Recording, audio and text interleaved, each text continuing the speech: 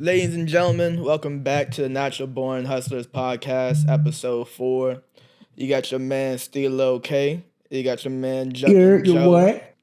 looking Yes, sir. impeccable. Yes, sir. Yes, sir. Yes, sir. Look at that, Thank you, sir. man. Look at the skin glowing, man. That's black magic right there. And Hey, Black is beautiful. take a shower every day. you got to. And you got your nigga JFK. He is currently at his parents' house, which is why the background is different, and he is cold as hell. Uh, I think we should get started, man. Y'all want to start song of the week again, or?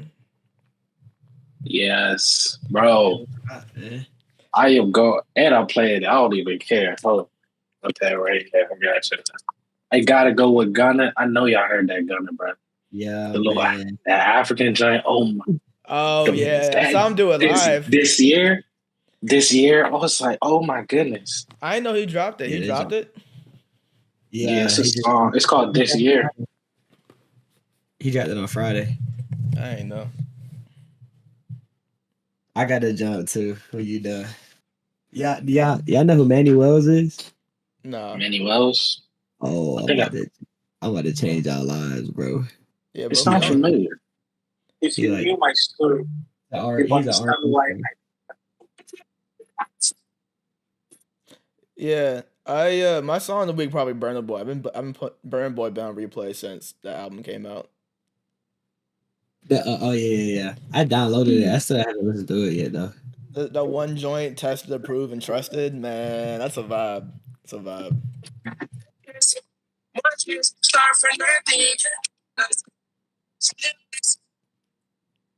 Nah, it's kind of in and out. You can't really hear nothing.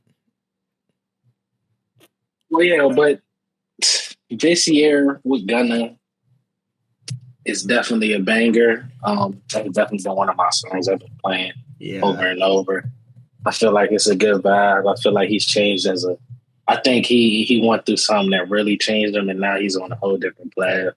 You know, he's looking at himself as a testimony, and he's sharing it on the beat. I like it.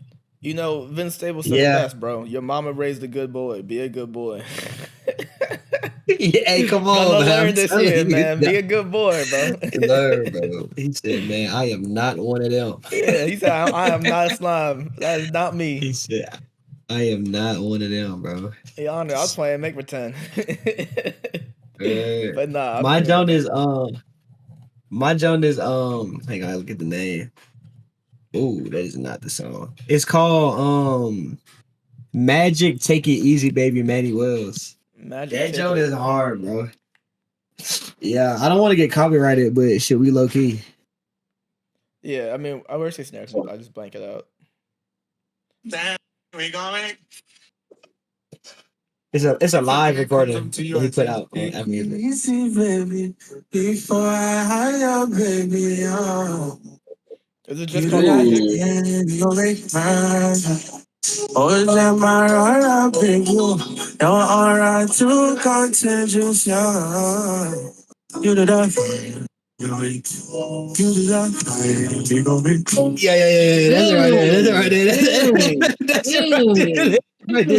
That's it right there. Yeah, he's That not. motherfucking beat, bro. I got that beat drop. Manny Wells is pretty dope, bro. He's he does like it's R&B, but it's with like an Afro beats kind of twist of R&B. He's super dope, though. I bang with him super heavy, bro. Y'all gotta get into his music, man. That's the kind of Afrobeat Nah, I that's like nice. the most, though. Like that Afrobeat's kind of like it's always a vibe, you know. Yeah. Yeah, I'm gonna send some. Matter of fact, I don't even send him music. Look into his. I'll tell you the album I started with that made me say like, nah, he got it, and then just dig into his music from there. He had an album come out in 2020 called Mirage, and that junk was vicious, bro. And since then, I've been digging into his music. So y'all give him a look, man. Manny Wells, he made R&B, Afro beats music. I'm kind of in between twisting there. It's dope. You know, matter of fact, you know how it kind of reminds me of like a male version of Tings. Okay, I fuck with that. Yeah. Okay, yeah, that's a Like good like vibe. Afro beats Yeah, kinda. but she He's also like, that's hard. and he up and coming. So you know what I mean. It's always dope to find somebody before they blow up, and then you know what I'm saying. Yeah, Watch like them. blossom. Yeah. So we just y'all locked in with me. We gonna catch him before the blow up, before he turned into Scissor. Not Scissor, before he turned into Thames. I was about to say, man, come back to this podcast 2-3 years. Y'all heard it here first, man. And Manny Wells, look out for him. Send me a link. I'm gonna drop a link for him in the podcast description. W's in the chat. W's in the chat. W's in the chat, man. W's in the chat. So it's been a few weeks. So I have a few things that I want to throw up for music. Yeah, man. I know. Hang on, wait. Can we just go ahead, Joe? No, go ahead. Can we give the time frame of like the word? So it's currently October 15th, 2023. Yeah. So just for historical reference, the world is flipping upside down right now. But go ahead, John. Yeah, no, we're gonna get into all that. We missed so much in these last 2 weeks. It's been crazy. So I've been getting really into Nigerian disco. That was part of my whole dopamine detox that we did. Really? Yeah, Nigerian disco from like the 70s, 80s. They went crazy. There's this one joint called "Let's Make It Up," and it sounds like an old school soca song. You know, like it's really wild. Yeah, it's wild. And you can definitely hear like, you know, I don't know if like Afro beats was influenced by it, but you can definitely like hear some pieces. A little something. Yeah. That's hard. It's called "Let's Make It Up" by Shadow. Matter of fact, I'm gonna download that right now before I forget. Yeah. By who? By Shadow. I'm gonna send the group chat, and I'm gonna play a little snippet here if I can get it going. Hold on.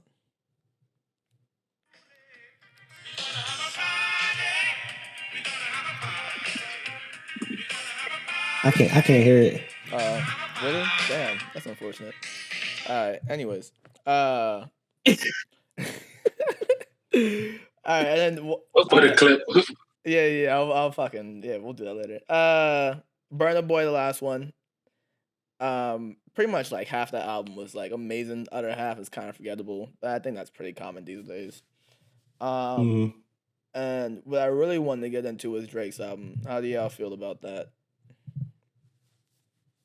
I feel like I still have nothing to say because I have yet to listen to it, and I won't listen to it because of just waiting. I want everybody let it out, go listen to it. Yeah, give me I want to hear it, but when it's calm and all that, then I'm gonna listen to it. Yeah, I hear y'all take.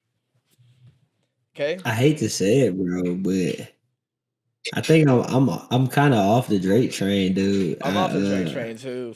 I didn't listen to it. Oh, really? Oh, I mean, I listened to the single that came out. 8 a.m. in Charlotte, and that was pretty cool. But let me tell you, it's two dimensional. Like it's the singing Drake and the rapping Drake, but the singing sounds the same now. The rapping all sounds really similar, and it's like it doesn't really interest me anymore. And you're not saying no bars. Like it's fine if you don't got nothing else to say, but give us some bars to make up for it. He's not doing that. But that single's like Wayne. The best thing. Yeah, like Wayne. Like Wayne's gonna give you some quotables. That single's by far the best thing on the album. Maybe second best was that song with J. Cole. Cole absolutely murdered Drake on it, of course. It was bad. It was bad. I didn't listen to it, bro. J. Cole had a crazy line. He said, I heard about it. Yeah, he said, I feel like Muhammad Ali. Wait, hold on. I feel like Muhammad Ali. I feel like I got a job in IT, the one that they call when they shit ain't connected no more. Like that shit was crazy. On a Drake song to say that's like that's too perfect. That's too perfect, dog. He was like, Drake was like, my shit not connected no more. Let me slide in this booth for Drake. You know, like that was some crazy shots for Drake. Let that slide like that, but yeah, he's violent for that, bro. Yeah, crazy. And the funny thing about it is, I heard that snippet and like right before the Muhammad Ali line, he was rapping about how him, Drake, and Kendrick are the three kings, and then he goes to basically say, "But I'm the king." No, that's what they said. They say he kind of dissed him in his own song for real. I don't know how Drake let that slide. I mean, like, so So J. Cole had the Bait. second verse. He trying to get that bag. It's cold. He don't care. Yeah, nah. He said, "Well, I don't give a damn." So Cole had the Cole second on verse. my albums. Cole had the second verse, and so the theory that Joe Budden and other people have been throwing out there is that Drake came back and was like, "Hey, Cole, you good, bro? Song done." Kicked Cole out the studio. Went and grabbed his producer, like, "Hey, nigga, we need like a beat switch. I'm going back in on this motherfucker." Because like literally right after Cole finishes, beat switch and Drake tried to go in, didn't really quite make up. Really? For it, but he tried to, but he didn't really quite make up for it.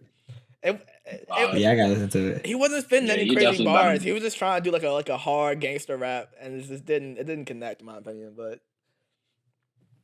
I don't know. It's just not hit like it used to, man.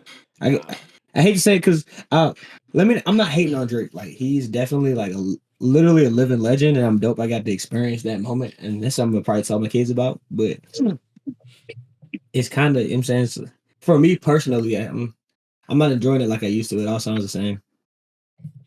yeah. Like I'd rather go back, and more so just for the idea of like the nostalgic vibe of it. I'll go back and I'll listen to Views every once in a blue moon and all that, but like he just has the same flow, and it just hasn't. I mean, you know what I mean? I've kind of felt like that since Views. Like I wasn't really a big fan of Views. I was a big fan of If You're Reading This Too Late. That was a good one. Yeah, That was probably like his last one. I was like loved. Everything after that's kind of been like, you know.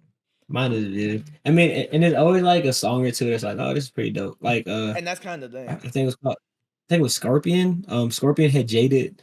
Jaded was pretty dope. It had That's pretty dope. Yeah, Nice for What should have been so much better than what it was. The Lauryn Hill sample. Nice for What? Yeah. That could have been so much better. I heard the beat and I thought it was gonna go crazy, but it was okay. It was like a TikTok song, you know. Yeah, that's the new thing. Now everybody want to make these TikTok viral songs. Yeah. Yeah, I think it's all you gotta do something to get a little dance in. Somebody gonna dance to us. I ain't gonna lie, my vibe of music is slowly changing, nigga. Bro. No, OD, bro. I was listening to Combs music in the car the other day, bro. Bro, Luke Combs? Oh my god. Bro. Yo, Luke, John, I'm trying to tell you, bro. Look, you get into a place where like, dang, man, this rap music starting to fog my mind up, bro. Cut some Luke Combs on it, bro. We like it. They having you just And but when you really listen to what Luke Combs talking about, like he be crank, he be getting in his like, bro, this man living life like y'all. He makes some very relatable music. I say it like that, man. Is this a nigga? Everything don't hit. Nah, it's a white guy, bro. It's a white guy, bro. Yo, he's the coolest dude, music, bro. He's so hard, dog. All right, Luke Combs, he like that, bro. Give me two. I should listen to. Two? When It Rains It Pours. When It Rains It Pours. Hang on. All right. Yes. That's a banger. I'm a bad person to ask because I just started getting into it, but hang on. I got some pressure for you that I listened to the other day. It's on an album called Getting Old, John. Yup. It's called Growing Up and Getting Old. That's the name of the song. Had me vibing, dog. I said, man, I feel it. Bro. Okay, listen to When It Rains It Pours. It's hard? Yeah, it's hard. I'm about to lock in. That just a banger. I listen to it so much. Yeah, bro. Bro, like, cause for me, I go to work at like, I gotta be there for 4:30 in the morning. Yeah. So sometimes if my drive to work would be like 30 to 45 minutes, dog, nobody on the highway. I crank his Luke Combs, hitting 80, feeling in my life. Man. I feel like I'm about to go place. Hey, both of my that's a vibe, dog. I got it. Just I don't know. I bang with it. I've been, and it's very strange, right? I feel like I've been experiencing music slightly different. Like I've been looking for different things. Like, hey, baby. Yeah. But like, I listen to music from a place of like, if does this song take me somewhere, and I don't know how to go in more depth than that. Like mentally, I get this feeling of a place that I'm at. If a song don't take me there, it's difficult for me to enjoy it. Like you know what I'm saying? Not difficult for me to enjoy it, but it don't hit hard. Luke Combs, he consistently he would take you somewhere, bro. Yeah, I feel that. Yeah, I definitely feel that. I You feel mean like music now. You mean like it don't I fit the want vibe for the something. moment, or hold on? I'm sorry, Joe. No. So like No, you good. when I say if the music takes me somewhere, I mean like for example, let's say Pasadena by Donnie Oh, okay. Trumpet, Yeah, I know what you and mean. like that song, if I listen to it, I close my eyes, like I'm like riding a bike in San Francisco Mm-hmm. on like a Yeah, waterfront. yeah, I get like if a song like, but I'm like getting like these nostalgic memories of a place that I've never been before, like Yeah. stuff like that. I enjoy music that brings like a feeling and a scene and an emotion to it. You know what I'm saying? yeah. Luke Combs be like, damn, boy, I was telling you, dog. Yeah. I But think you gotta like listen to him though, like what he's you gotta saying. actually Yeah. listen to them. Yeah. Yeah, I think for me, one of the things with music I've been doing, sometimes I don't even catch myself listening to well, I would say it is listening to music, but I won't go listen to songs. I'll go listen to like people sing like parts in movies. Like really. they'll sing a song like What do you on mean? what's the joint? Like what's the joint? Was Sister when old boy was singing and he was singing Oh Happy Day? Oh, Oh yeah, yeah, happy. Like yeah, like Sister Act. I just go listen to that and just keep playing it over and over because it sounds so good. Like I've done teared Yeah, up listening to that song plenty of times, yeah. I just was saying, no, hearing the, that song it classic. just hit Yeah. yeah. He's exactly. And fascinating. yeah, so I found myself doing that a lot to get that. It's even this song I was listening to. Ah, dang, forgot. It's on Raising Cane. This girl, she sang it. Oh my god, it's so It was beautiful. hard. It was hard. That's just like this other movie. The movie with Chloe Bailey, Mhm. and The Little Mermaid. she was taking all these. No.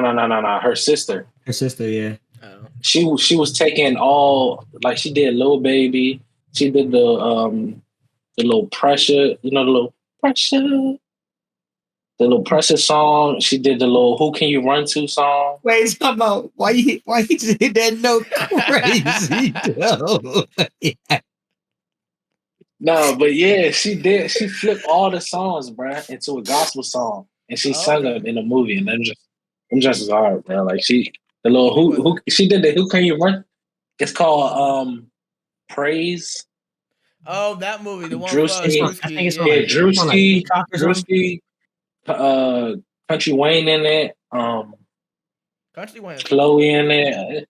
Yeah, Country Wayne. He the DJ on that part, bro. He's so funny, bro. Yeah. No, I bang with that. I know. I She know. she finished she finished singing. This man Country Wayne got his cup in there and said, "All right, as of today, I'm gonna stop drinking." He gonna put the cup down. He take like 2 more sips, finish the cup, say, "Now I got y'all. I'm done." That is a classic. I heard that movie hella funny, dog. Yeah, definitely. And Drewski, Drewski did his thing in that joint. Oh, yeah, I'm already knowing. Yeah, he gonna. Yeah. Er, But what's next, man? Whoever else we missed these past 2 weeks? I mean, did y'all want to touch on the whole Palestine situation? I know it's a sticky topic. Oh, we have to. We Yeah. have to. All right, wait, hold on. Before we get into this, hold on, really quick. I'm just now forgetting. I went to go see Joe T last night, and one of the best DJs to ever play. I She's can't so remember a hard. set. I can't remember a Nah, set when she's I hard. didn't stop dancing the entire time. Like I was just like my knees was aching. I didn't care. I was still going. Just with Hey, No. music. hey, John, you gotta. Hey, did you catch the clip? Did you screen record the clip of you on her story? Oh no! I didn't. Fuck! I meant to. Hey, Hold on. screen record it before it deletes, bro. Because we got to get a clip of you turning on the Like part. right now, Look, look. John had so much fun at her set, bro. She posted him behind her on her set. This nigga is jumping nonstop, dog. There was so many points, like literally, I can't control. I'm just like aggressively, just like jumping, headbanging, whatever it may be. Like, Nah, she's hard though, bro. I definitely got to get to one of her sets before she's done. yeah, I mean, she's been going for a She had while. a She long do. time, but Yeah, she do. yeah, So, but yeah, bro. I got to get to one of her sets, dog. yeah. So she's I'm pretty sure she's Muslim, so that's why I brought up. That's what made me think of her because she's been really Yeah. vocal on Israel Palestine. So Did she talk about it at the set? yeah, she did a whole free Palestine thing. Really? Did she have like? Did she talk about it? Was there like a musical? Well, so the context is like so leading up to the event, she's been like very vocal about the situation, and so there's been a lot, and she had a lot of controversy surrounding her on her story surrounding the situation. Um, What is and it? so I haven't actually seen the controversial stuff she did. I was told it was very like supporting the bombings that were like the terrorist attacks that were happening, the bombings and stuff that was happening. Oh, she was wilding out. Like, yeah. That's what I heard. I didn't see it. I couldn't find anything online. But that's what I was told. When I saw it was a lot more down the middle ish, like she wasn't calling for violence against anybody, but she was saying, hey, these are my brothers and sisters. I hope Palestine and their citizens can be free and have their own country as well someday. That's what I saw. And she gave her condolences to Israel and the people that lost their lives in the attack. Mm-hmm. But yeah, so I want to start this off by saying for me at least, like I think we should set some ground rules for this. I think there should be a distinction made of the citizens in these countries and the governments of these countries, right? Yeah, two separate things. Yeah, and because I think this is where a lot of people get lost and a lot of emotion gets evoked, because a lot of people will be using language attacking the actions of the government and assign it to the people, and vice versa.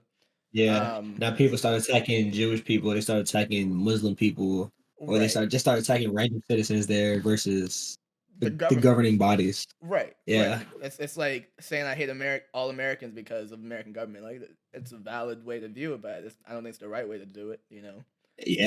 Yeah. Yeah. Do you want to say where you stand on it? You don't have to. I know you got your whole for for the historical reference, we could give like a little like very layman's terms historical like story, like description of what's going on down there, right? For the listeners that don't really know, don't really understand. Long story short, right? Correct me if I'm wrong, John. Long story short, was it like 1940s? A lot of European Jews migrated down there because that's like the chosen land or something like that. Well, so the context is World War II ended. The UK controlled Palestine, or that area that was Palestine. And I think during the war, to get the support of both sides, they promised them land in Palestine. And then the war ended and they were like, fuck, we forgot about this. What do we do? What do we do? And they kind of just, divide up the land the way they did. Palestinians weren't very happy because they were living there during that time period and they were displaced, so to speak. And to preface all this and give disclosures, everyone has a different view on how this went down, but this is my interpretation. And so I've heard a million different versions of the story. I'm just going with what I know. Remember. Absolutely. And so after that, the Muslim world wasn't very happy and decided that Israel should not be a place, and would have started attacking Israel, and maybe in like pretty much since it existed, there's been a few wars, and then that kind of just kicked off the eternal beef. And so, from that point on, there's been atrocities committed by both sides. There's been, civilians bombed, babies killed, whatever it may be, terrorist attacks done. And so that's kind of where it gets like really messy, because if we're being honest, it doesn't begin just in the 1950s, right? This goes back to Jerusalem times, absolutely. Yeah, so that's really it. That's the color on the situation. I saw a Joe Rogan clip recently. They gave me context for some of why um some of where a lot of the radical Palestinians come from. And so I think she was like a journalist or something. I can't remember why, but she spent some time on the Gaza Strip, and she said that like they're like super oppressed, like super duper oppressed in the Gaza. And I Yeah. didn't know that. Yeah.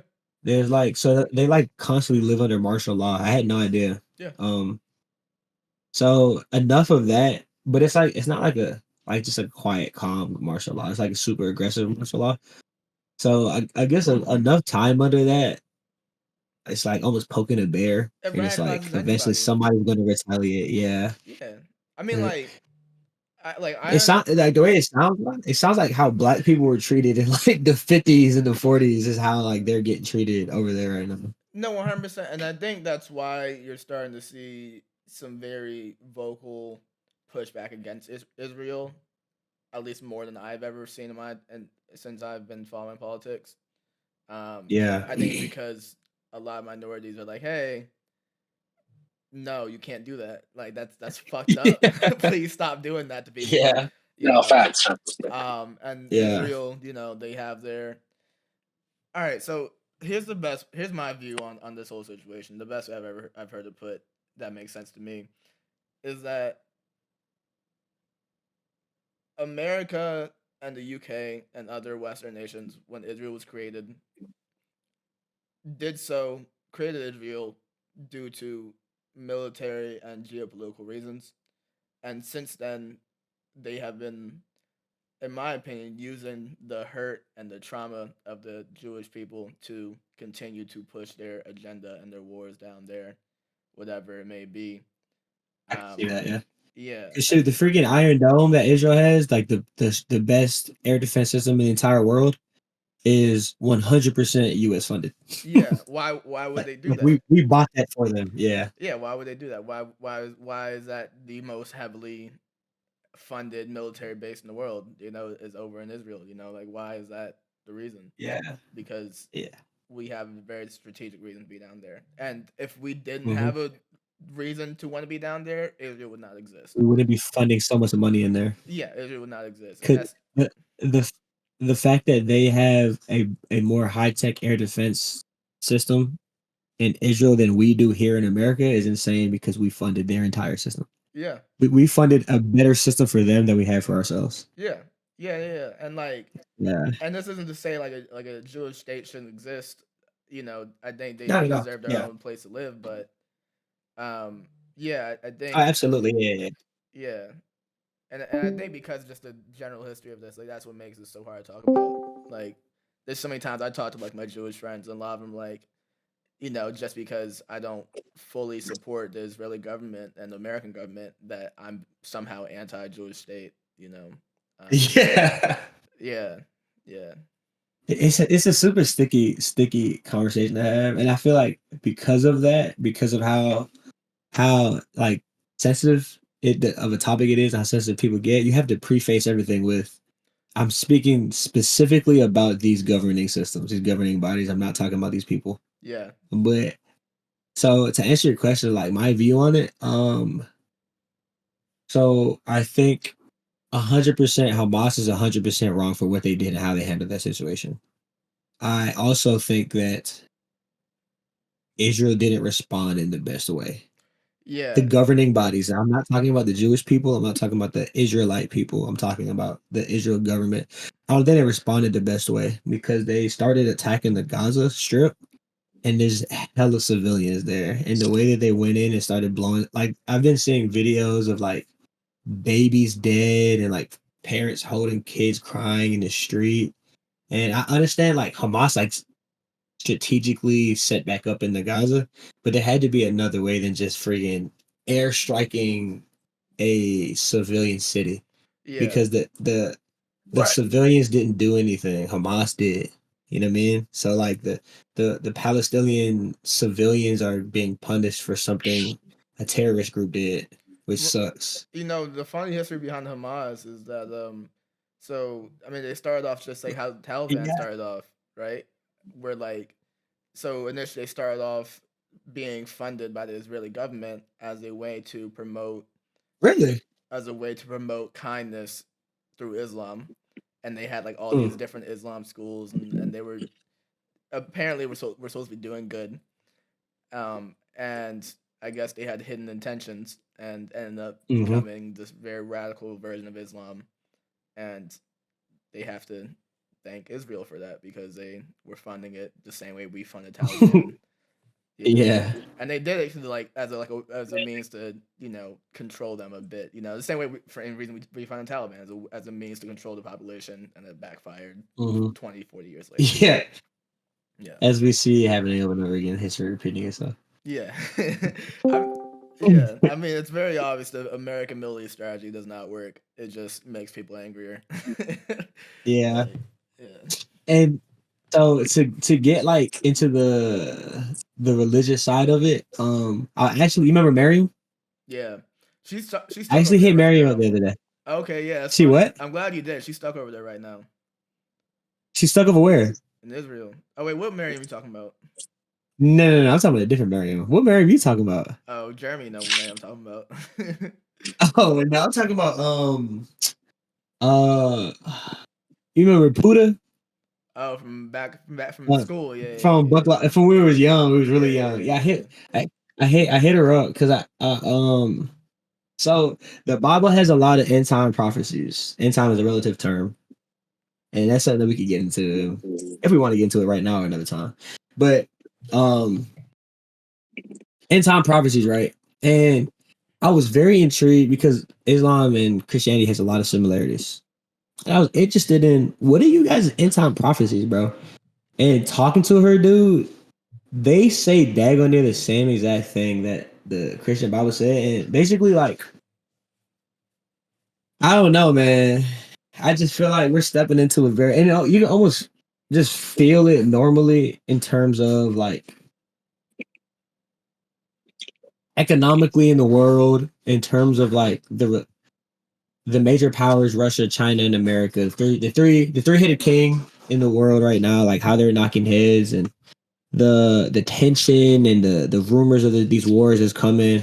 Like I've been so uneasy about how the world is going right now that it's made me want to take my money out of the bank and and like start to cash my bread. So insane, dude. Like I've started doing research on like for lack of better words, like survival tips. Like what things do you need in the house if like there's like an EMP shutdown? Like EMP. So if like America gets hit with an EMP, right? Like all of our technology is wiped out. So we can't make calls, computers don't work. All that we get hit with an EMP. How do you survive if something like that happens? Like what do you stock up on? What do you need? Because the way the world is going, I know that's super extreme, but dude, I'm freaking uncomfortable, bro. Like I'm genuinely uncomfortable with how the world is coming out right now, dude. yeah. No, it's definitely trending in the right direction. So I said this in the group chat. I haven't said it publicly, but I mean, I think what you're slowly starting to see is Russia and China slowly just like start all these like mini conflicts around the globe to kind of distract America to draw them into a bigger conflict. Yeah. That's my current thought process slash theory I that's playing agree. out. Yeah, because like, I right, agree. you get America funding Ukraine for Russia against Russia. You get America funding Israel against Iran. You get, let's say maybe you get like Hey, I like more. how you said that. I like how you said that because I don't think a lot of people. I actually didn't know this until recently, and I still don't 100% understand it, and I don't know how true it is. But I heard that somehow, some way, Iran Hamas is like a match for Iran in some form or fashion. Yeah, so a lot of and I'm not an expert on this, but this is just my Yeah, basic. So a lot of the terrorist groups and again, terrorist being a relative term, in that yeah, region are funded by Iran, like Hezbollah, Hamas, Taliban was once upon a time. Yeah, so that's that. I think Armenia might be a region that things can pop off. I don't know if you remember the Balkan Wars from back in the day. That could be something that might pop yeah, back off. And then, so I mean, if you get Israel turned into a bigger war currently against Iran, which is it's looking like it fucking will be. You get maybe like a little soft war in Armenia / the Balkans. Maybe Turkey and Greece as well. That's also a possibility. Not a huge one. That's a possibility. And then China is like, oh, America's distracted all the way over here. Give me Taiwan. Yeah, let's just go slide in the back door, grab Taiwan. You know, that could be a very real possibility. That's what I would do if I was China. I mean, that's how I would handle that. But because dude, our money and our resources is going everywhere, but ourselves. It feels like yeah, no, like dude. So to give you guys in mind, let me not get too deep into it. yeah, Let me just say our military is extremely underfunded. Yeah, extremely. Which is funny to say because we're the most funded military in the world, and nothing works. Yeah, I think I'll leave it right there. I think a lot of just like you have such a big like branch in the military for so long that like just so much just like nonsense builds up in the budget. You know, like shit just disappears in the budget and no one knows why, and it just accumulates over time. You know, like if we were starting out from scratch, like Israel, I'm sure we can have like one of the most efficient militaries in the world. But you know, here we are. Here we are. Say what's up, Sarlo.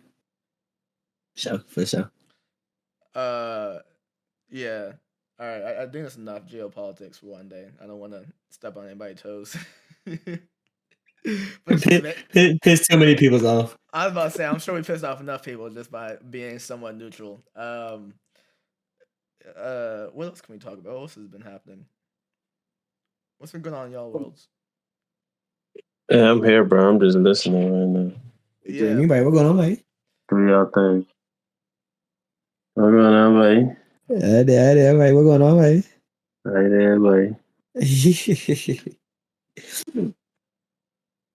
What y'all been talking about, man? We're talking about Israel Palestine song of the week. That's been a 2 so far. Yeah, we talked about music and we talked about the war, the Palestinian war, Palestine-Israel war. Let me think. Yeah, hold on. 1 second. I have stuff I've been like reading. I just don't have it all collected in my head right now. I'll probably cut this out.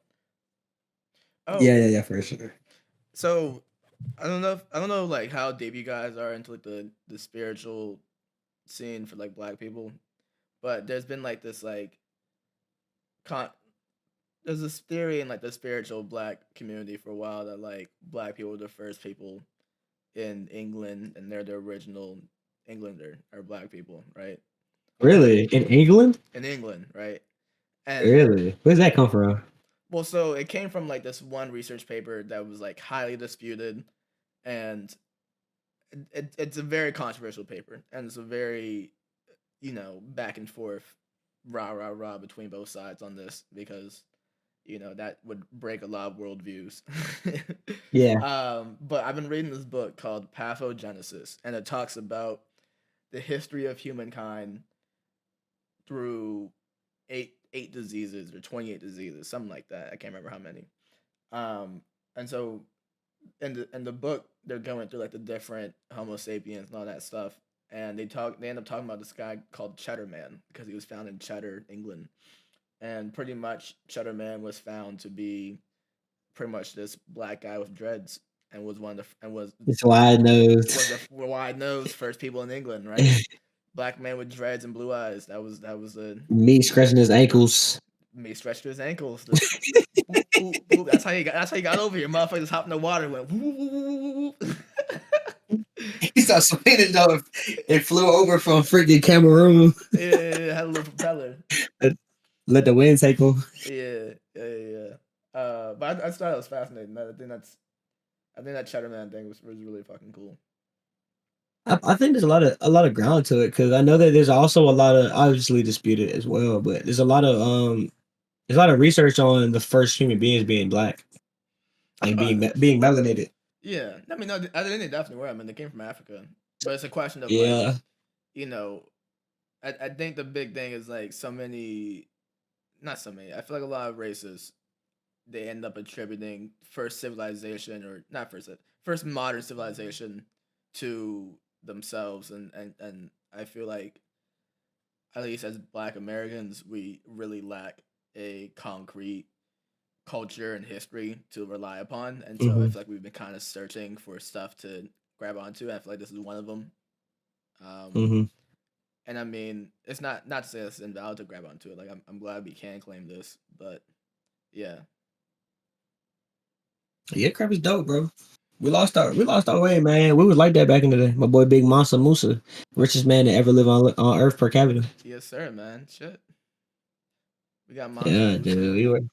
and I'm sure it's like a lot of great Black people, but at least African people, but written history wasn't a big thing, and then you have like all the different like languages in Africa. It just makes it hard for stories to keep passing down. Yeah, absolutely. This is completely off the wall, right? But what do you guys think about the grounds of aliens being real or not? Joe, you muted, dog. I can hear Joe. Oh, can you? Yeah, you can hear Joe. No. Hang on. All right, let's see if we could get the Joe set up. Let's see if we could get Joe's audio back, and I'll ask the question again just so it flows. Yeah. Let me. I can hear you, Joe. Let me. Joe. You gotta do the arm movement for the cut. I'm gonna leave him in one. I'm gonna leave it in one time. Joe, talk one more time. All right. I'm gonna leave and come back. But yeah, bro. How do y'all feel about the topic of aliens, dog? Y'all think they real or not? I've been seeing so many UFOs, bro. I don't know. I think it. What you mean you see UFOs? I swear I seen a UFO, bro. Like I be like my view is set up, so I just be looking up in the sky, just watching. And it don't be planes, bro. It ain't no stars and stuff. What got lights like that in the sky? I don't know. And then, but how all the videos begin to lead, I don't understand all that. People be so I think that I think they real though. I think the government is slowly and steadily getting ready. I think aliens are. I think the concept of aliens are real. The idea of we aren't the only human beings. We aren't the only. We're not the only intelligent beings. And I can get into the conversation of what I think aliens are. That's a whole nother conversation. But like, when you look back through history of like something as simple, it's not simple, but something like the pyramids. Like we hit the pyramids, and our first stop is Egypt, but there's pyramids all over the world, and nobody knows, even to this day, nobody understands with the technology they had back then how they made those. Like we literally, like, we don't even have like hypotheses on how they built those. Like we have no idea how they built those pyramids. And then when you look at their hieroglyphs, they have these similar hieroglyphs of these like really tall, long, weird beings that were like helping them. And I look at stuff like that, and it's like, what's going on, bro? Yeah. how do the Mayans and the Egyptians have similar, completely there's no contact between those two civilizations at all, and there's objectively no contact because they're divided by these giant oceans. There's no way of contacting. Yeah. How do they have these similar hieroglyphs, these similar structures? I saw a video at people, some dude with some Mayan temple in this day and age, and you know how, like, I don't know if y'all know, but they'd have like these, like, not conferences, but like the emperor, whatever you call them. I don't know what the Mayan emperor is called, but like a Mayan emperor, he'd sit up on top of this big old giant pyramid, and he'd talk to his subjects. How the heck did he hear? How did everybody hear? The freaking acoustics for some reason is set up so perfectly that his voice echoes all over the place, so that you can hear his voice all over the land. How the heck did they have that knowledge back then to do stuff like that? You know what I'm saying? It doesn't make no sense, bro. So I think aliens is real, dog, and I think they've been here for a really long time. And I think our government is preparing to show them to us soon. From how they've been since COVID, since 2020, since COVID. Yeah, I think COVID was like the beginning of everything. When they started, yeah. When COVID hit, what was it? the CIA unclassified some leaked videos from like our childhood. Remember, we used to look at ghosts and demons and aliens and stuff. Videos that we watch, these alien videos from our childhood, are like fighter jets chasing after UFOs and they fly away and disappear. The CIA came back and unveiled, like, yeah, those aren't fake. Those are actually real leaked videos, and there's more and all this other stuff. But they haven't showed us anything yet. I don't know, dude. I think they're just how they've slowly been unveiling information. They're getting ready to let us know soon. Like, yeah, we've been in contact with these other beings for the past 50 some odd years. I don't. But my question is, why now are they deciding to show us these things? And like, what's for them to start preparing to show us, like, for them to be preparing to unveil to us that aliens are real? What is provoking that? Like, what is causing them to say, like, hey, we gotta let the people know soon? That makes me feel like, which adds to my uneasiness, that makes me feel like there's something big coming. Again, I don't know what. I have no idea. Well, But it makes you say something big is coming. Well, have you heard the theory that aliens are like have been protecting us this whole time from like Yeah. where like a lot of the UFO sightings have been over radioactive sites and that kind of stuff, nuclear power plants where American or not American, but where nuclear warheads are stored. That's been like the most common places to see them. So all right, so actually now I'm talking about this. There was this really good like YouTube theory that I saw, and pretty much it goes that like these scientists when they built the Hadron Collider, like I don't know if you guys know what that is, but that's like pretty much it like tears. Which you talking about? You talking about CERN? Yeah, CERN. Yeah, the CERN. That crap is scary. Yeah, but so there. That crap is terrifying. Hold on. Before you get into it, isn't their main project to create little black holes? Yeah. Because they're trying to study black hole. That is freaking terrifying. Well, but go ahead. So there's that, and then that. Yeah, so there's that, and then I think there's also actually it might be the same project, the Hydrogen Collider, where like they're like literally just taking two atoms, throwing them as far as they, it's the same project. Okay, yeah. Mm-hmm. So pretty much the theory was that the theory was that in the first experiment that they did, the first time they ran it, like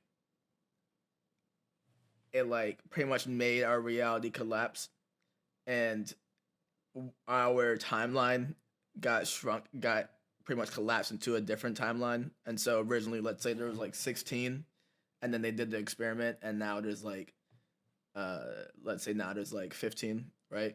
And so pretty much the guy said, and this guy claimed to be working on the project. I did see evidence of him working on the project. I did see, to clarify. And so he claims now there's only like 8 timelines left. He claims 2012 was another time we used up one of our timelines. I don't know what was going on there.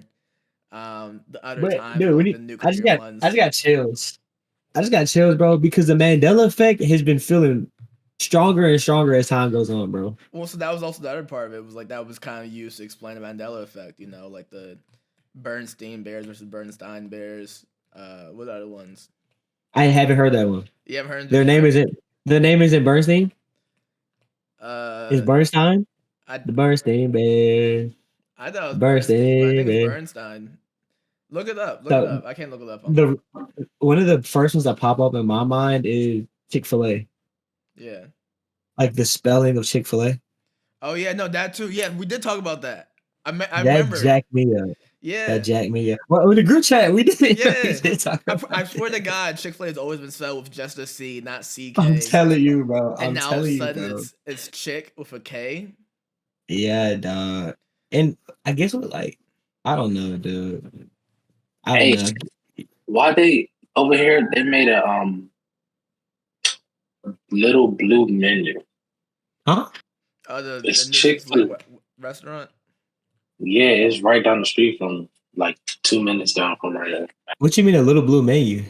They made a new. That's restaurant. what it's called. Well, it's not even a new restaurant. It's Chick-fil-A. It's just added, but they collab and they sell hamburgers. I haven't tried it yet. But they got hamburgers. They sell wings now. Oh wow! And they changed the whole thing. I'm like, it's kind of different. Yeah, I'm gonna try it, but I'm scared. I was about to say, I gotta try it while I'm in town. Yeah. Yeah, that sounds dope, bro. Yeah. But yeah, dog, getting into the conversation about like the idea of our reality being stacked on top of other realities. There's like actual like scientific studies. I can't get into that because I don't understand the numbers and all that behind it. And for me to into this might actually this is motivated. I'm gonna put some intentional research behind this so that I can read it, study it, ask questions for people because I have some people I can reach out to help describe some of these concepts for me. And I want to come back and talk about it in like layman's terms. But the idea of there being theories of our reality being stacked on top of other realities and that being a realistic possibility, my mind cannot conceptualize that. I don't. What does that mean and what does that look like? You know what I'm saying? I mean, I think it's just like the normal multiverse concept of like, every choice creates a new timeline, right? And Yeah. then maybe at some point, well, I guess there's two ways to think about it, right? So every choice makes a new timeline, and then maybe the timeline ends when the world ends, whatever the fuck. Or the other way to think about it is there's like, No cap. yeah, that's the only thing I think about. And then the other thing is like, maybe there's like we have like a set number of different multiverses, like predetermined, and then let's say when one ends, they kind of just like collapse into one, right? Yeah. That's another way to think about it. So before you get deeper into it, I will say, and I don't know, this is just a part of growing up. It naturally happens, but the world feels different. Colors don't look as vibrant as they used to. Something like that's the first example I could give. Let's talk about that. Like being outside on like a sunny day with like the grass super green, the sky blue, everything just doesn't look as vibrant as it used to. And I can't if I were to give it a number of like when did I see this shift? Maybe like 2016, 2015, 2016, maybe 2012. I don't know. But I can objectively say, like, for me personally, I don't know if it's a part of like maybe my eyes, you know what I'm saying, it's mature. I don't know. But the world just doesn't feel like it used to. You know what I mean? No, bro. And that's kind of sort of like what motivated what partially motivated what I talked about a couple pods ago when I did that dopamine detox. When I was like, the first example that pops in my mind is I was looking at a sunset and I didn't enjoy it like I used to.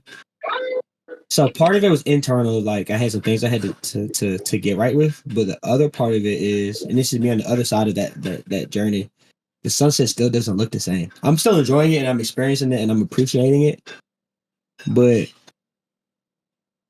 back when me and John were still in his mom's car and going on the joyrides and taking trips, like the world doesn't look like it did then now. You know what I mean?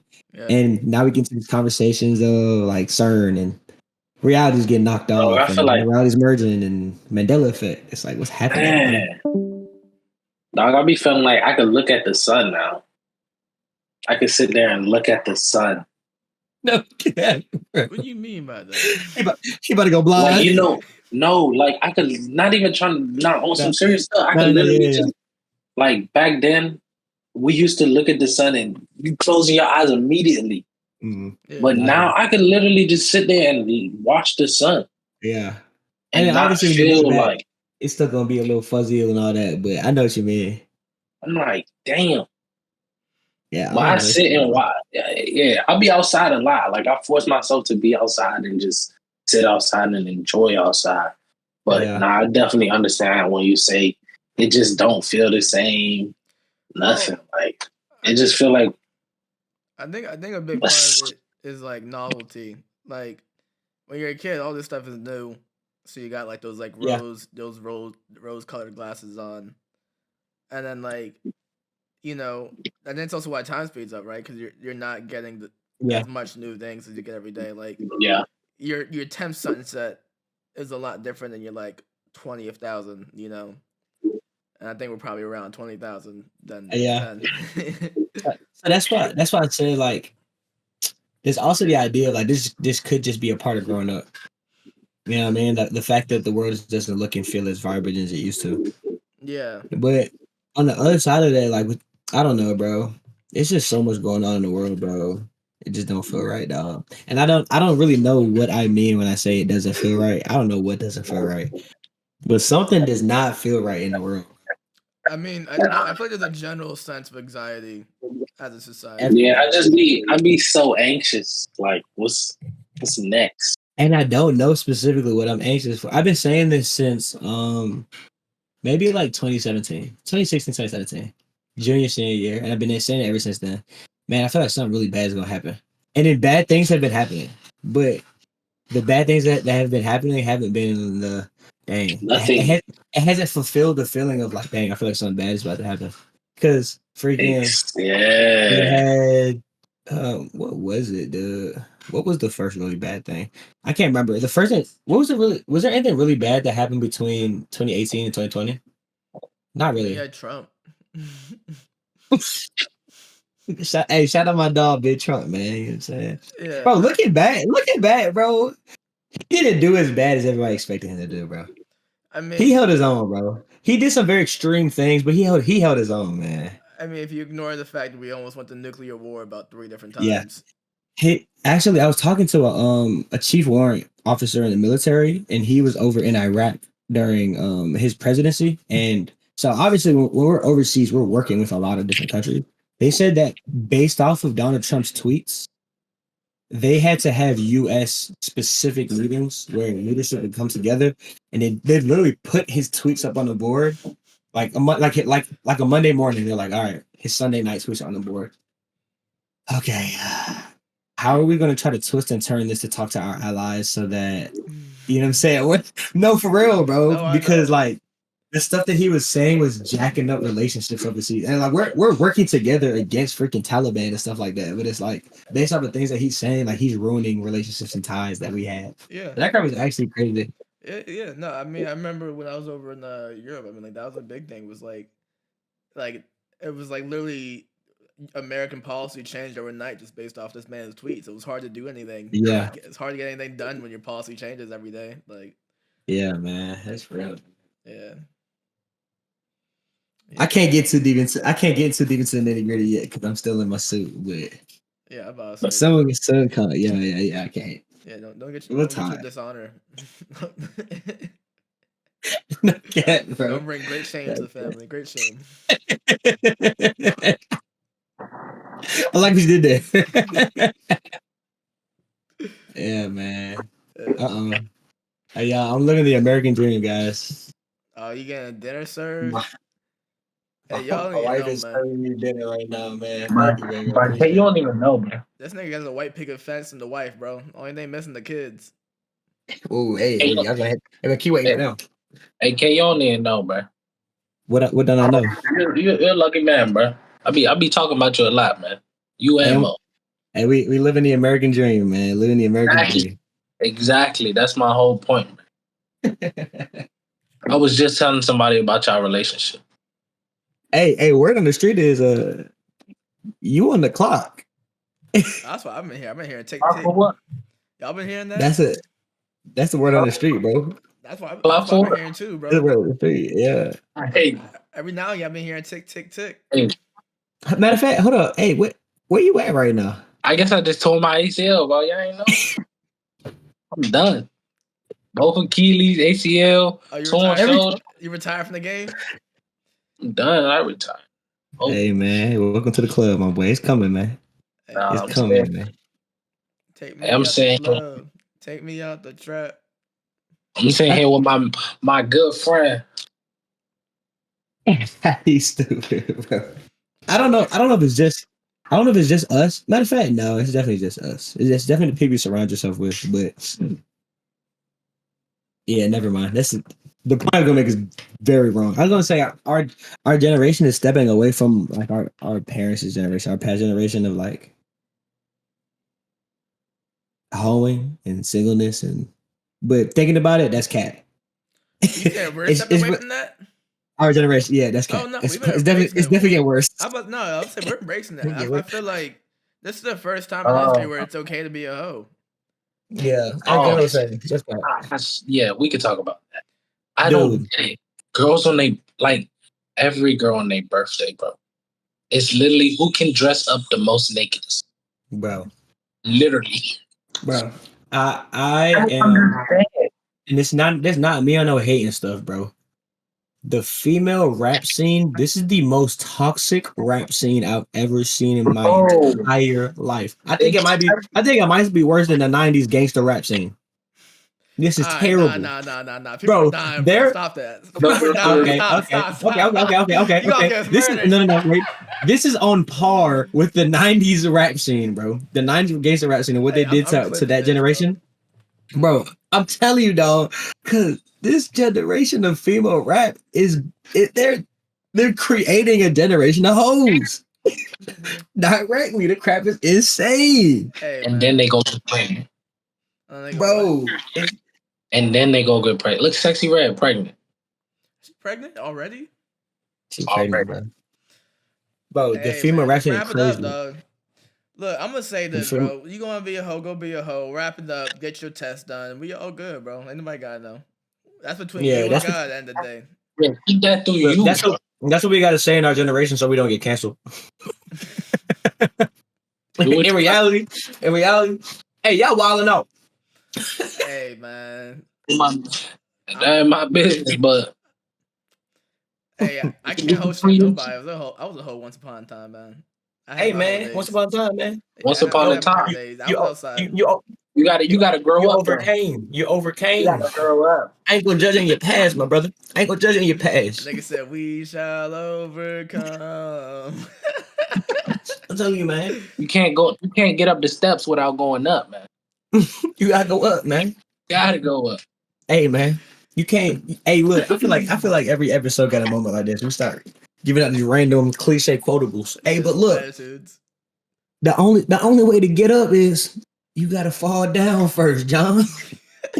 You was down, but now you got an opportunity to get up, bro. The only way to climb the mountains is start at the bottom.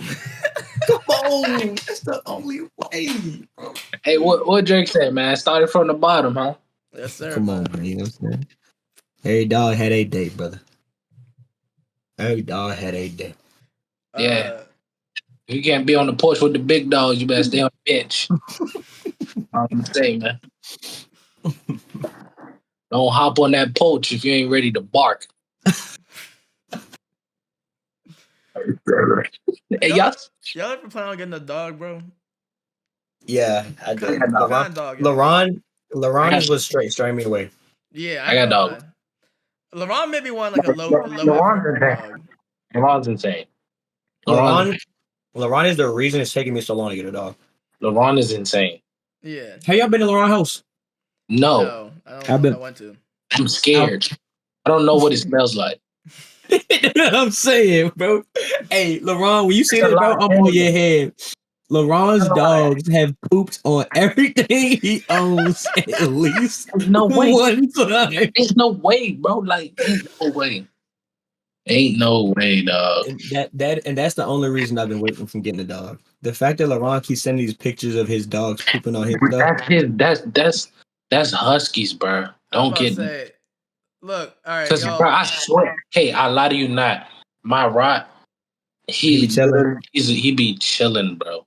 Like he's a protector. He will protect, but he be chilling. Like he don't poop in the house. Well, here's my thing. Like he literally runs to the door and stands there when he's ready to go out. You gotta train him to get there, though. Well, I think that husky don't like LaRon. I think that's my theory, right? So here's why. I think like the first 2 weeks, or maybe like the first month LaRon had his dog, she had liquid diarrhea, and LaRon been walking him all day, or her all day. The minute they get in the car, explosive diarrhea all over his back seat, all over the back seat, all in the cushions. He had to take out the seats in his car and like power vac them just to get the shit smell out. And so I promise you that dog don't bang LaRon. I can guarantee you that. I'm telling you, bro. LaRon is the reason I haven't got the dog yet. They just need a mom. Hey, shout out LaRon and all his dogs, man. His family. If I were to get a dog, you know, like those little basset hounds, they're like real saggy face. I get one of those motherfuckers because they look like they be chilling. See with that kind of dog. Yeah, they look like they be just like high chilling, like the little Looney Tunes character. You know what I'm talking about? Droopy. John gonna get I think John that, gonna get this dog a shroom. I think that dog matches your aesthetic very well, actually. Yeah, no, that's what I'm saying. Like, I need like a low key dog after seeing LeBron's dog. I need something on that vibe. And the reason I say that is because that dog just look high. That's what I'm saying. And Them dogs John be is doing nothing. John is my psychedelic hippie friend. so that dog, not that, yeah, that dog. What are they called? It's not a greyhound. What is it? Hounds. A basset hound? Whatever. It's some kind of hound. Yeah. That John just be sitting around like this. That's what I'm saying. All day, don't move, don't want to walk, just chilling. Hey, yeah, you gotta get it as a puppy though. Yeah, so you can raise it to be a mini John. Yeah, that's my thought. That's my I don't know. process. I think I want a Rottweiler. I'm not even sure, bro. Because now Monica has this cat, and I ain't gonna lie, Monica did a very good job getting this cat. Because this joint is her freaking twin. They act the same exact way, bro. I'm telling you, dog. It's spoiled little cat. Hey, y'all, came up and sleep on that very couch tonight. Hey, man. It's a good couch. Comfy. Hey, Joe, y'all had any more topics? We didn't really plan too well in this one. We didn't plan at all. Really. Yeah. We didn't plan at all. It's looking like it's just us three. Yeah, that's better thing too. Hey, we're gonna be the main core of this podcast. They're gonna be guests, bro. Because yeah, you see, y'all see how LeBron be talking. Oh yeah, I was saying even AMP got the main three. Man, I'm telling you, dog. Only two niggas, Kayak, Phantom, and what's his Duke. Yeah, Duke. Hey, I'm on LeBron head because you talking hella trash and you're the only person to post so far. I'm about to say LeBron been talking crazy for a nigga that hasn't posted a single thing. That hasn't posted nothing, bro. Nothing, dog. Constantly like, oh yeah, I'm recording, I'm editing, nothing. I ain't gonna lie. I just got matter of fact, hold me to this, bro. I gotta drop at least one video this week. Well, I was getting ready to just make that like a group wide thing, but hold me to this. Cause I wanna I'll drop a video this week. We can drop a video. I gotta drop one video this week. All right, let's make that go. Everybody do that. Because in reality, what's jacking me up, bro, is if I'm being really real with myself, I be scared, bro. That's what I be saying. Like it's fucking terrifying, but you just gotta throw it out to you, bro, dog. The internet's scary, bro. Cause I know I'm a cyberbully. Okay, you just gotta cyberbully back, bro. Yeah. But I ain't gonna lie. It happens, bro. Just from me posting TikToks, and I don't even be saying. I don't say nothing. I don't be in the party. They don't even hear my voice, see my face, nothing. They just see the gameplay. People be coming in the comments talking crazy. They be hating. I'm gonna lock in, bro. I gotta know that, bro. I ain't gonna lie, bro. I don't read nothing. Everything we post, I don't read any single comments. Only feedback I get is from like my niggas that like watch and I ask them to watch and give me feedback. That's it. Everybody else, I'm tuning out. Well, and we have a lot of typical stuff. It's a very strange, but my bad, y'all. A very strange, but like useful technique is people post like audio with the words like coming out like captions on it, with a random video of like gameplay in the background. If for some reason the gameplay is very attention grabbing, you find yourself like watching it like something like going on like a little track or whatever, but you're listening to the word and it like keeps it there for a second. So GTA track, yeah. So like in terms of working, I always forget this word, not the freaking equilibrium. What's it called? Not that's your timeline is based off of. The like what you see what you see in your timeline. Oh, algorithm? Yeah. How to work the algorithm on TikTok at least. I don't know about the other stuff. Is they have to watch for at least I think 7 seconds. Yeah. If they watch for 7 seconds, it pushes out to their followers. I think it's 7 seconds, and then I think what heavily skews it is if people send it to other people. I think it's like one of the most important metrics that they have as well. is like how many times it's been shared. Yeah. Yeah, because you only got to get 1,000 followers to start going live. And once you go live, you're good. You can go battle. People can gift you your money. So yeah, I bet there's a lot of moments we could do that with on like the very few podcasts that we have. Yeah. But honestly, I just been procrastinating, bro. Yeah, I need to go get that OBS. What's that? The thing for the game recording, not OBS, the Delgado for the game. Oh, recording. Yeah. I've been holding off on that because it's hard to. It takes so long to get it where I am, but I'm finally back in the States, so.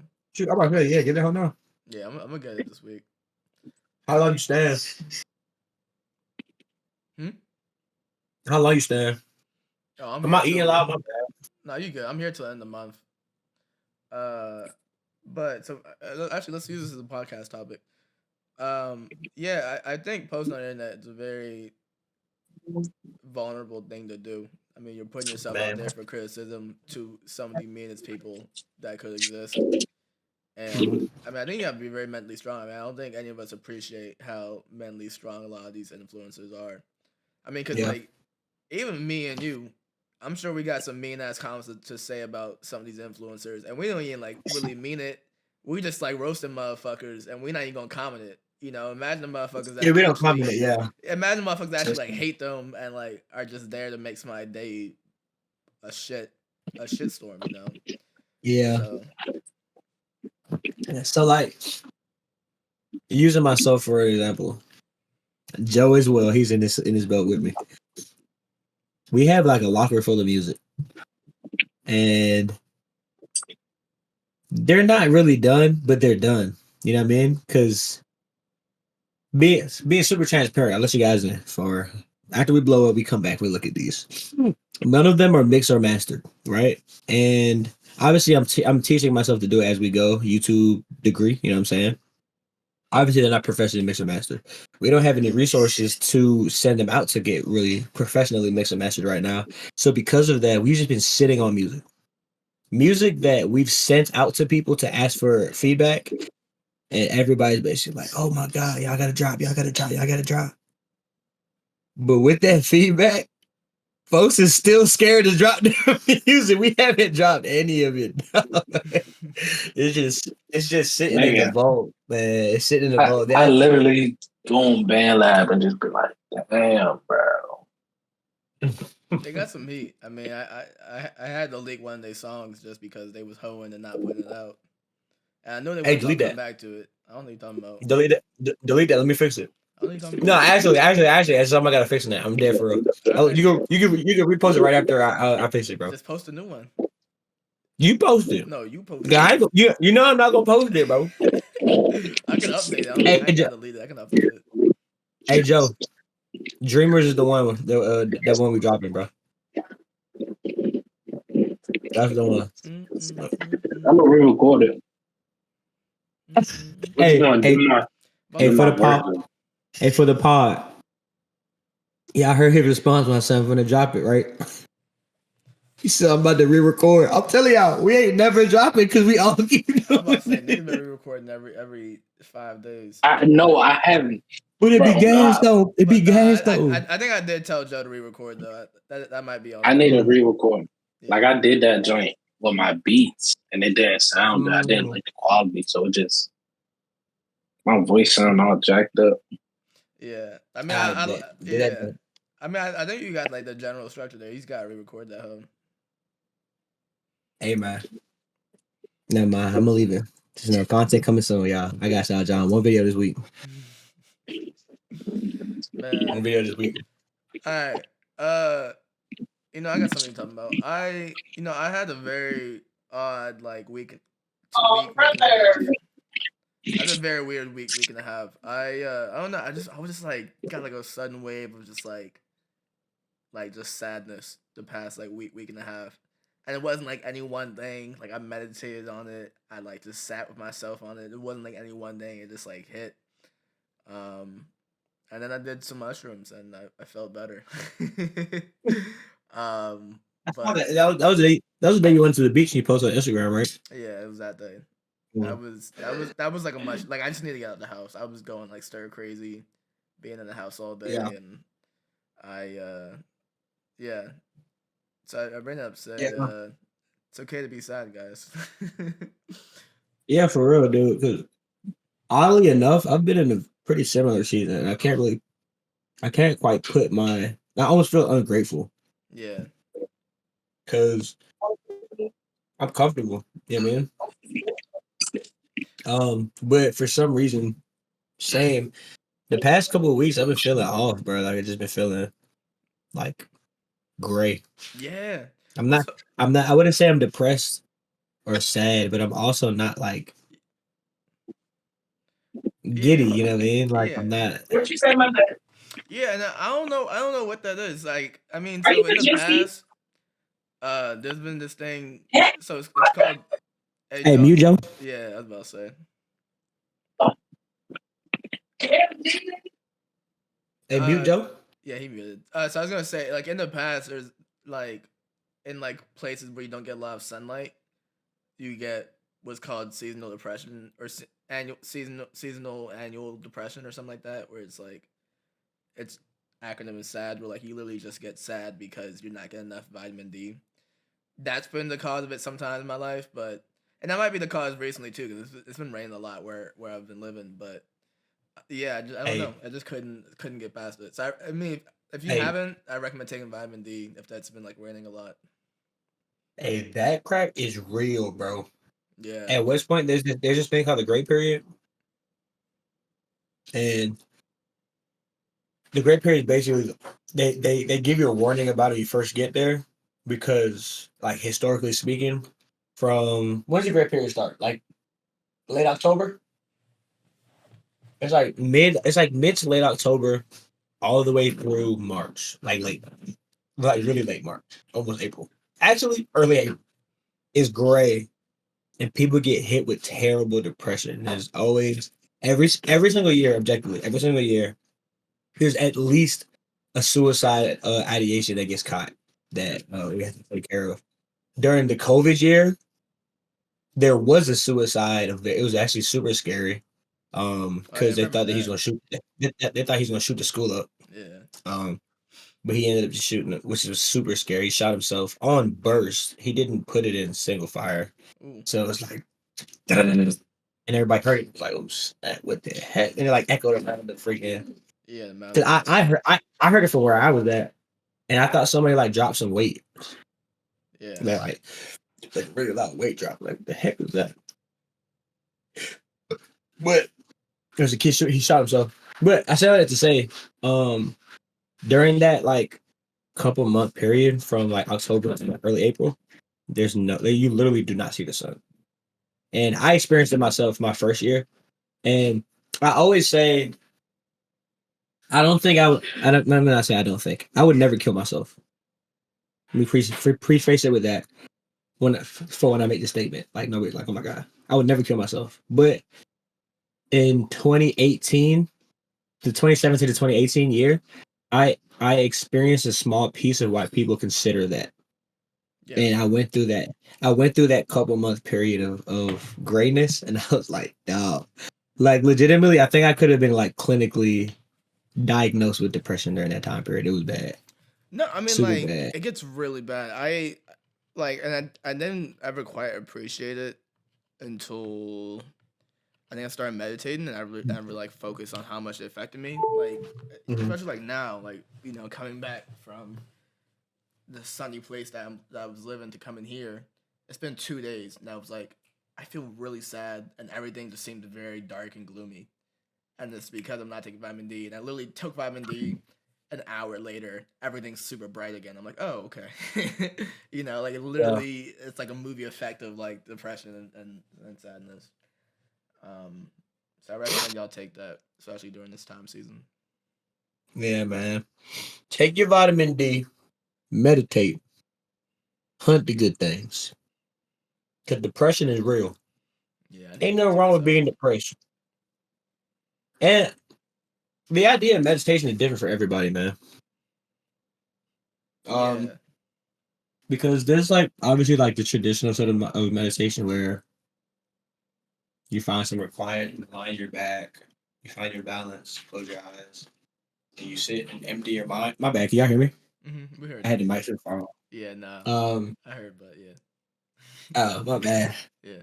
But like, there's that traditional sense of meditation, but there's also like the regular everyday like you can do at the workplace without like anybody looking at you. Meditation of just sitting and being still for a second and like taking in moments. You know what I mean? Like taking in small things or like, wow, man, I am sitting in the house with my mom right now, or dang, man, my wife is sitting right there. Like, this is pretty dope to be in the space of my loved ones again. You know what I mean? Yeah. I don't know. This is In small my things of like just appreciating. in my meditation retreat, they told us about walking meditation, which is something that was a bit more practical of a meditation to do throughout your everyday life. And it's pretty much what it sounds like. It's just with every step you take, you just focus on your feet and your body and your balance and pretty much every sensation going on within you when you walk. Mhm. Notice how long your steps are. Notice how short they may be. All of that, and it could be really impactful. Yeah, kind of have to do it for like a decent amount of time, but short bursts are pretty good too. Yeah. The idea of meditation can also be kind of intimidating, bro. Well, I think Because like, everyone have we talked about this before on the podcast meditation well, like this. a little bit. We talked about it a little bit. Well, so I think everyone that idea about meditation is like sit down by yourself and don't think anything. If you think something, you're not meditating, right? I don't think that's what meditation is. For me, what my meditation is just listening to yourself and to the world, and that's really it. And And that could be intimidating though. yeah, I mean it is. It's hard to do the first couple I don't. times because your voice is so loud and your head is so loud. But so the second part of after you listen is then called return to center, and your center could be your breathing. It could be, let's say, the birds chirping. It could be whatever you choose it to be. But there's something you come back and focus on at the end of the day, and that's kind of the way I think about it. Is like, let's say you're a mountain. Well, your thoughts and all the other outside stimulus are the winds, and it just blows past you, right? And that thing you're focusing on is kind of what makes you a mountain when you when you focus on your breath, and you can think your thoughts, but they just keep blowing past, you know. But it's like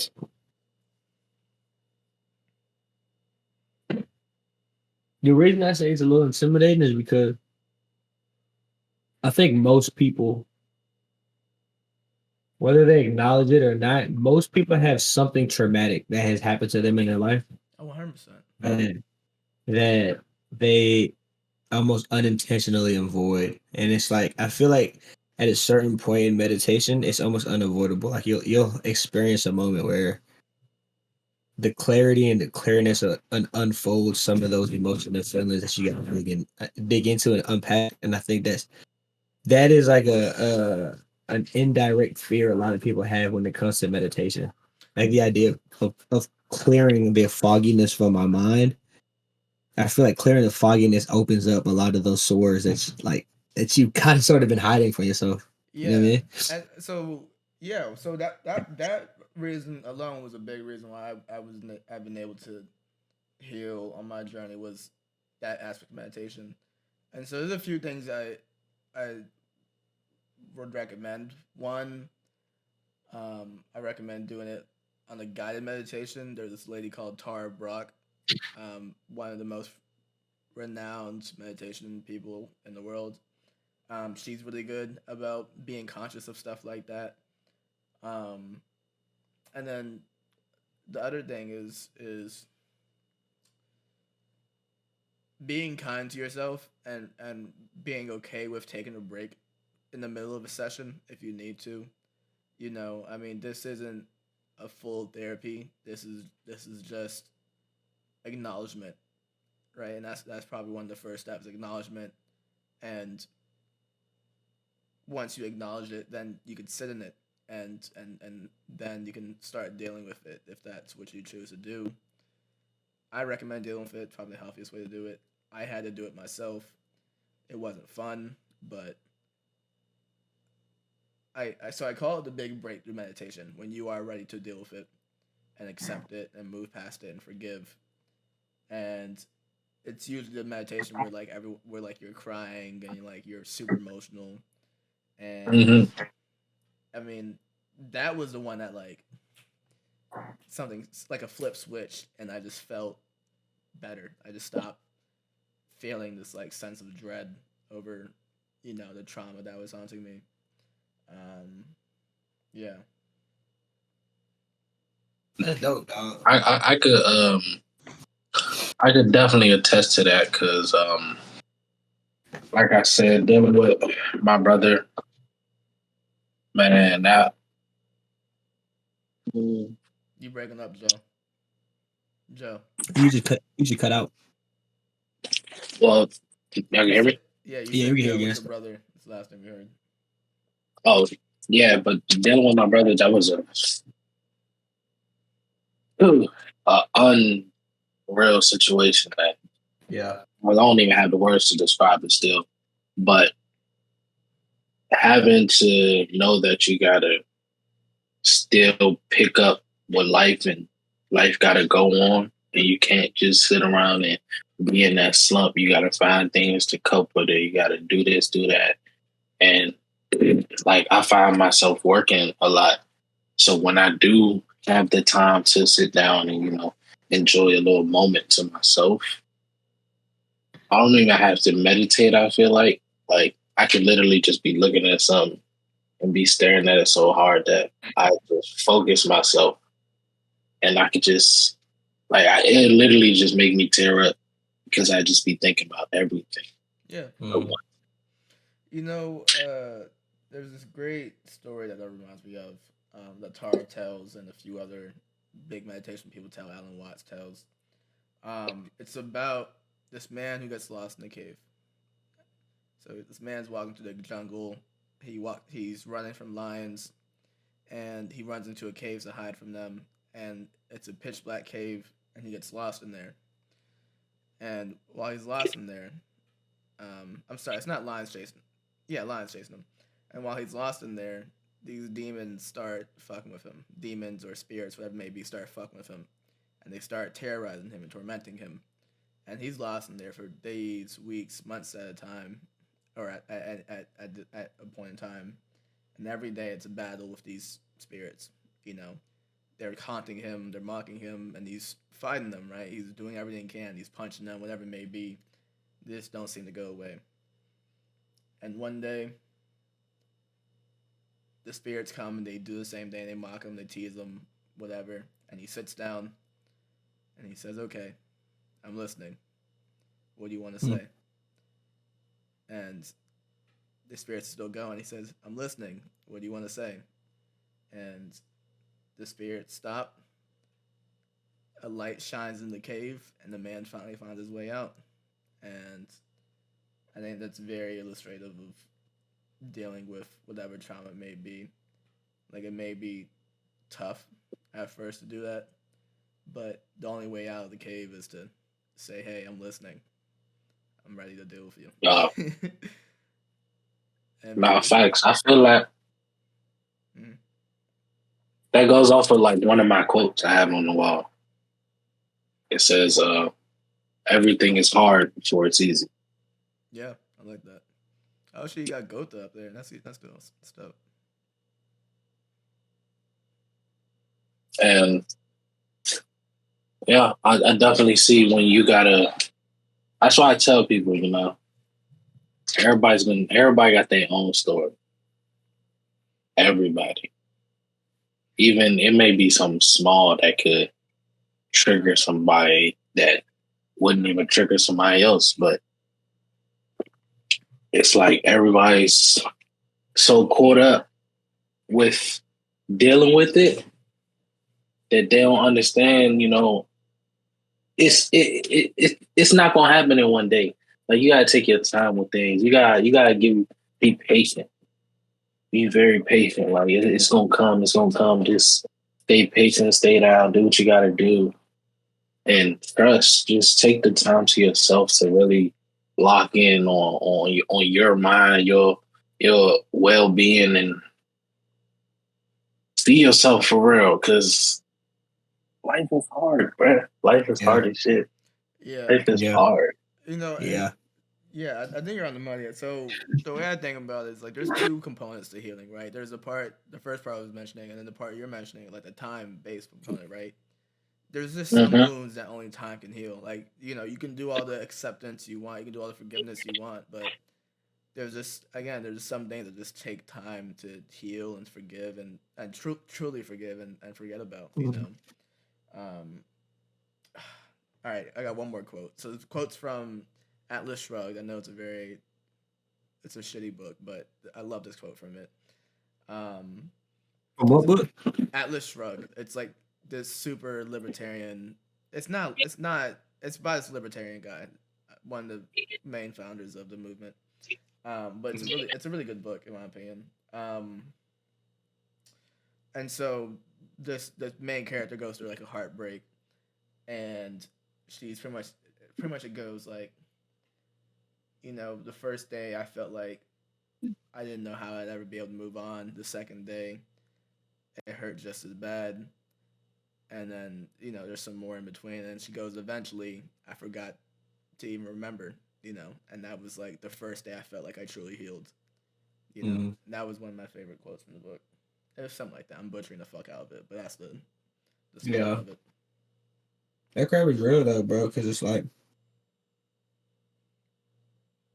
I'm sitting here and I'm trying to think about what is it mean to mourn? Because everybody says like it's okay to mourn. It's okay to mourn, and mourning means more than one thing, right? Like there's mourning in the sense of what Joe was going through, where somebody in his family he's close to passes away, and then there's also mourning in the sense of like the idea of what we were talking about earlier, of going through something traumatic, you've been blocking your mind from it your whole life, and then you take the band-aid off of that wound and you remember like, oh my gosh, I'm wounded, and then mourning that process of what I experienced. But what does it mean to mourn? You know what I mean? Because everybody says like it's okay to mourn. Everybody had the season of mourning, but what does it mean? Like how do you mourn? You know what I mean? Like what does that even mean, dude? Yeah, I mean, I think that's only you can answer, or you as a person can answer. I mean, for me, you know, I mean, for me personally, like hmm. Yeah, for me, I mean, there's I think in the beginning, I take the time to just be sad, or if it's too intense, you know, I go distract myself for a while until some time has passed and it's a little bit easier for me to process, and then I don't know. From there, it just I don't know. I don't know. Yeah. Yeah, bro. I really don't know, dude. Like what the I don't know how to conceptualize that, dog. Like even the Bible talks about it, and maybe I need to do more research on like what it says about actually the idea of mourning itself. Even the Bible talks about how like it's okay to mourn. If something happens, something bad happens, somebody passes away. It is okay to mourn. Like you deserve the freedom and the space to experience mourning, and it basically says like God is with people that mourn. But how do I mourn? Yeah. Healthily? You know what I mean? Because Yeah. I can think off rip of some unhealthy ways to mourn. You know what I mean? I mean, But how do I mourn healthily though, dude? Like, what does that mean, bro? I think you just gotta listen to your impulses in the moment, as long as it's not like super self-destructive. That's what I'm about to say because it's like I feel like the a natural instinct for a lot of people is to distract, and the easy way to distract is I don't know. I don't know. I don't know if distracting is a healthy way to mourn. I mean, I You think know like what I all things mean? in life, it's all about moderation, right? Like, I think distraction is a valid thing, while the emotions are still too intense to deal with. And Yeah. let's say it just happened. I think it's a valid way to deal with it. But if that's all you're doing for the next 30 years and you never even take a chance to look back at it again, I think that is where it becomes, An destructive. issue. Yeah. And then there's also, Yeah. like all this stuff I'm talking about, like taking the time to feel sad and taking the time to, just focus on it and listen to whatever your mental psyche has to say. That can also be bad if that's all you're doing, right? Because that's just one part, right? The next part's moving on, So if that's all you're doing and you're just sitting in that sadness for months and years, then right, that's another issue, Yeah. right? So And something you said is kind of sort of, I don't know why it hit me this way, but pause. But all homo. but there's power in every emotion. I think too much of anything is bad, but Yeah. I think controlled sadness, and I'm like generally talking about the negative emotions, air quotes around that. I think there's power around controlled sadness. There's power around controlled anger, and there's power around controlled fear. And I say that because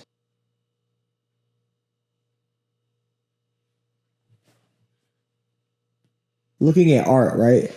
A lot of the greatest artists, a lot of their work came from seasons in their life when they were in extreme negative emotion. For example, freaking who cut their ear off? Was it not Van Picasso? Gogh. Who cut their Van Gogh? Van Gogh cut his ear off, right? Obviously, he didn't really have controlled depression. He had depression, Yeah. but in his depressive state, he was able to express himself in a way that touched millions and still touches people to this day. I think Kanye would be a better example of like controlled. Kanye is a very great controlled well, and I say that relatively. For the most part. I said, say it relatively because he spazzes out in the media. But in terms of being Now. able to hone in on his feelings Yeah. and portray it in an art, his art helps people because people relate to his art. Yeah. And when people are going through a season of whatever it may be, you can listen to something that he's created and it can help get, because he didn't just make music. He didn't just make music, like for example X. He didn't just make music that portrayed depression. It was like depression and solution, or depression and what I want to be my solution, not just depression. You know what I mean? Yeah. And I that's actually a great point you made, John. Kanye is a very good example of having controlled negative emotions from the perspective of his art. Maybe not in the media of how he lashes out.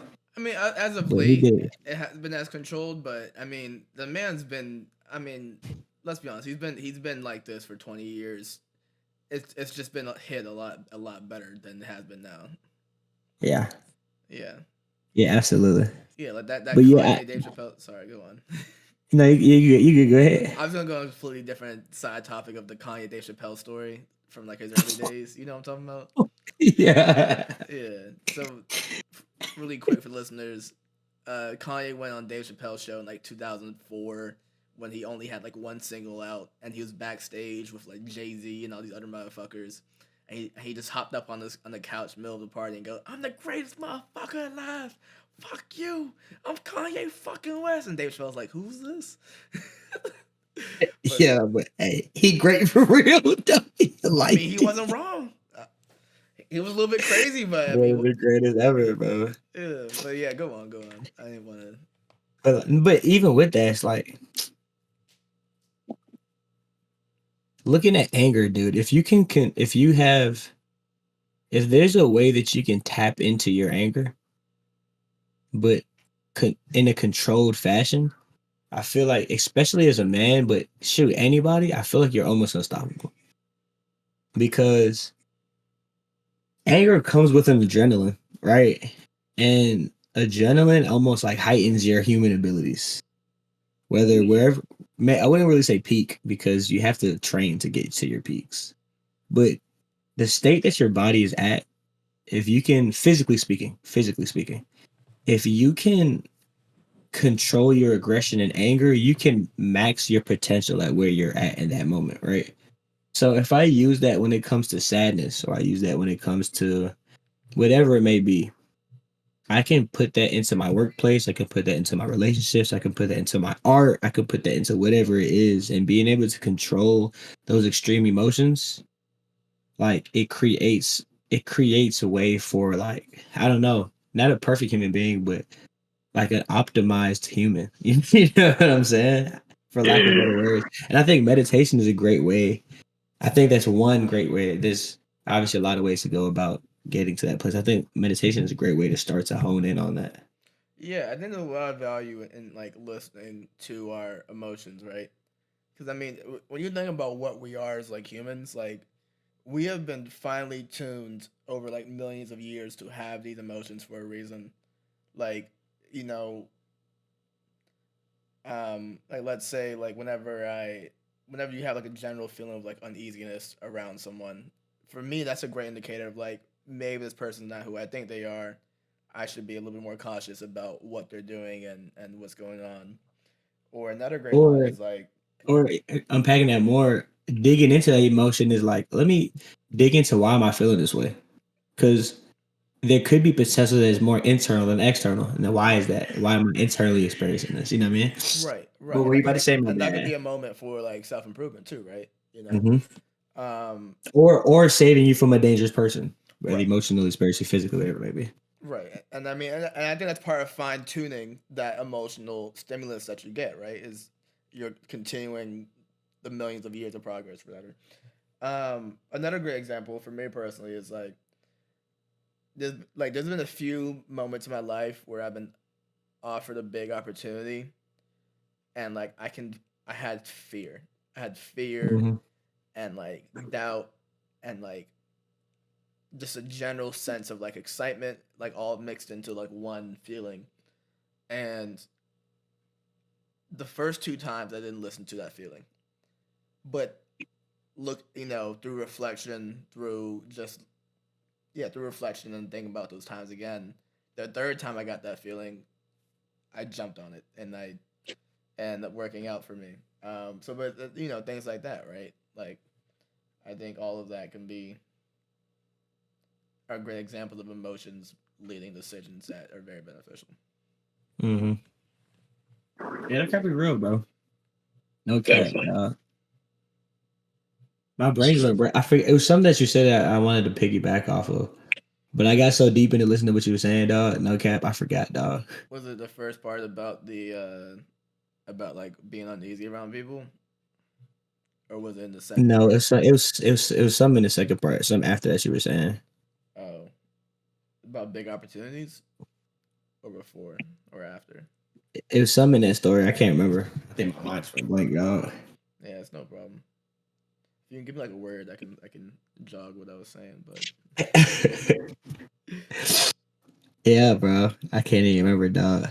I don't know. alright, I'm sure it'll come back. But yeah, um, yeah, that's all I really got. I think we've been going on for about 2 hours now, maybe close to two. I was about to say, we done hit 2 hours. Yeah. Anybody have any closing topics they want to touch on before we wrap this up? Nah, I don't got nothing, man. Cool little vibe today. Yeah, I think Yeah, dog. we did good. I think we probably got like Yeah, an hour 45, probably like an hour 50 out of this, to be honest. yeah. We can lead the people with the lasting thought, man. Whoever made it this far in the pod. This week.